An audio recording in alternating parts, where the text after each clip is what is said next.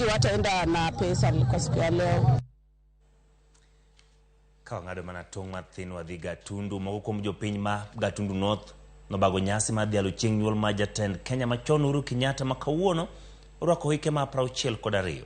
Kane giloso nyasi mano bage chiro ma Gatundu gipuo Uhuru kuom chenro mag dongruok mane piny owacho mar okelo e gwengegi ka bende gikwayo mondo olos thuolo mar limogi. Gileo ne Uhuru ne oyawo mbalariany ma Mama Ngina ma bende ne en mbalariany mokwongo e alwora ma Gatundu North.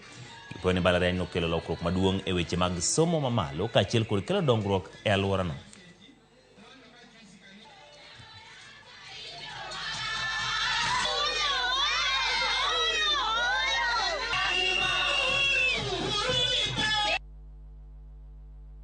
Tumesherekea leo watu wa Gatundu juu Mungu amemwezesha kufikisha miaka 62 na tumesema leo tumpatie zawadi kama watu wa Gatundu kwa yale yote ametutendea hapa Gatundu South. Ametujengea mabarabara, ametujengea hospitali, ametujengea university, ametujengea hii soko. Furaha yetu kubwa ni kwamba rais wa kwanza wa Jamhuri ya Kenya alitoka hapa.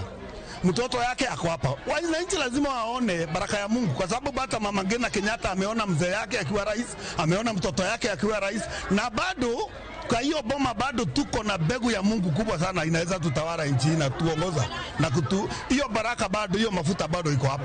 Kwa hivyo kama kuna mtu anataka mafuta iko pale tu. Tulikuwa tunaweza kusomeza watoto, tulikuwa tunaweza kuwapea chakula, lakini sasa hata kusomeza watoto hatuwezi. Na hata tufanyie vizuri akachukua watoto wetu akawapeleka kazi. Sasa saa hii hakuna watoto haendi kazi, hatuwezi kuwasomeza, hatuwapei chakula vile tunaweza, kwa hivyo tuko na shida. Tunaona tulimkosea juu tulienda na wave. Tulimkosea yenyewe tunajua